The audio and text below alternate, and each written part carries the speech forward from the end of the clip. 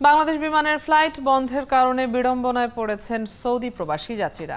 এছাড়া hotel booking সংক্রান্ত জটিলতা নিয়ে সৌদি এয়ারলাইন্সে হাজির হয়েছেন তারা। যেসব সৌদি প্রবাসীর ফ্লাইট বাতিল হয়েছে তাদের নতুন করে টিকিট দেবে সৌদি এয়ারলাইন্স। সোমবার যে সৌদি প্রবাসীদের ফ্লাইট রয়েছে তাদের সরাসরি এয়ারপোর্টে যেতে বলা হয়েছে। এর আগে বাংলাদেশিদের জন্য কোয়ারেন্টাইনের শর্ত কঠোর করায় ফ্লাইট বাতিল করে বাংলাদেশ বিমান। সৌদি সরকারের নতুন নির্দেশনা অনুযায়ী বাংলাদেশ থেকে সৌদি আরব গেলে সেখানকার হোটেলে নিজ খরচে 7 দিনের কোয়ারেন্টাইনে থাকতে হবে। এতে ভোগান্তিতে পড়েছেন সৌদিগামী প্রবাসীরা। বিশেষ করে যাদের ছুটি শেষ ও ফিরতির টিকিট নেওয়া আছে তারা বিপাকে পড়েছেন সবচেয়ে বেশি। তবে জটিলতা কাটিয়ে সবাইকে টিকিট দেওয়ার আশ্বাস দিয়েছে সৌদি এয়ারলাইন্স কর্তৃপক্ষ।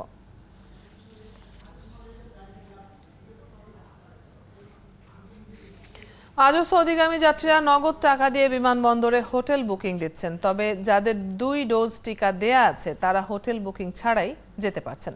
শাহজালাল আন্তর্জাতিক বিমানবন্দরে আছেন সহকর্মী ঝুমুর বাড়ি, আরো খবর নিয়ে যোগ দিচ্ছেন আমাদের সাথে।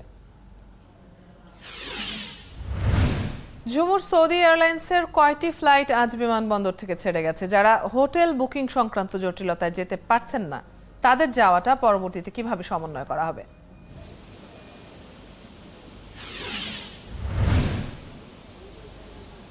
দেখুন, হোটেল বুকিং শেষ প্রশ্নটা দিয়ে শুরু করি। হোটেল বুকিং সংক্রান্ত জটিলতায় যারা যেতে পারছেন না এরকম সমস্যা হয়নি। সমস্যাটা যেটি হতে পারে যে টাকার সমস্যা।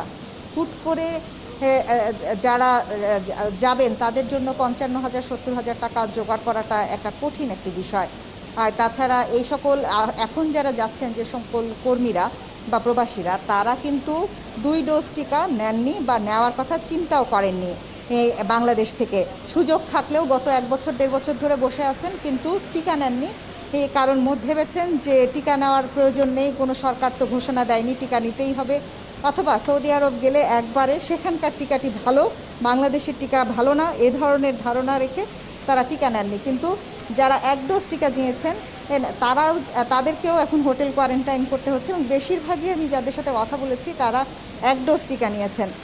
অর্থাৎ 1 ডোজ টিকার বাকি 1 ডোজ 2 ডোজ যদি নেওয়া থাকতো, অর্থাৎ 1 ডোজ নেওয়া আছে এবং আরেক ডোজ টিকার দাম এখানে তাদের জন্য পড়ে যাচ্ছে 74,000 থেকে 80,000 টাকা। বুঝতেই পারছেন যে সেই 74,000 বা 80,000 টাকা তাদেরকে হোটেল কোয়ারেন্টাইনের জন্য ব্যয় করতে হচ্ছে। যে নিয়ম ছিল সেখানে ডিপ্লোমেট, তারপর আর সৌদি নাগরিক এবং ডোমেস্টিক ওয়ার্কার যারা অ্যাকম্পানিড বা কোনো সৌদিয়ানের সাথে বাংলাদেশ থেকে যাবেন তাদের জন্য হোটেল কোয়ারেন্টাইনের প্রয়োজন হবে না। তাই বাংলাদেশি যে সকল ডোমেস্টিক ওয়ার্কার রয়েছেন অর্থাৎ মহিলা বা হাউস ড্রাইভার, গার্ড, তাদেরকেও কিন্তু হোটেল কোয়ারেন্টাইন করতে হচ্ছে এবং নিজ পকেটের টাকায় যখন করতে হচ্ছে তাদের পক্ষে এই 70-74,000 টাকা দেওয়া একেবারেই অসম্ভব ব্যাপার হয়ে দাঁড়াচ্ছে।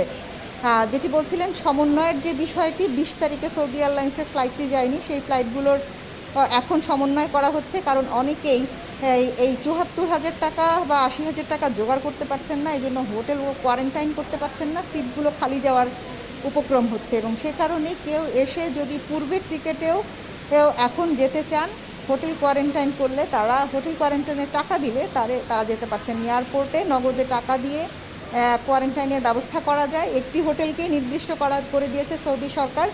আপনাকে জানিয়ে রাখি যে 20 থেকে 24 তারিখ বাংলাদেশ বিমান ফ্লাইটগুলো বাতিল করেছে, বিকজ তারা হোটেল কোয়ারেন্টাইনের জন্য কোন হোটেলে করবে বা আদতেও বাংলাদেশ বিমান তার যাত্রীদের জন্য হোটেল কোয়ারেন্টাইনের ব্যবস্থা করতে পারবে কিনা এই বিষয়টি ঠিক করতে পারেনি।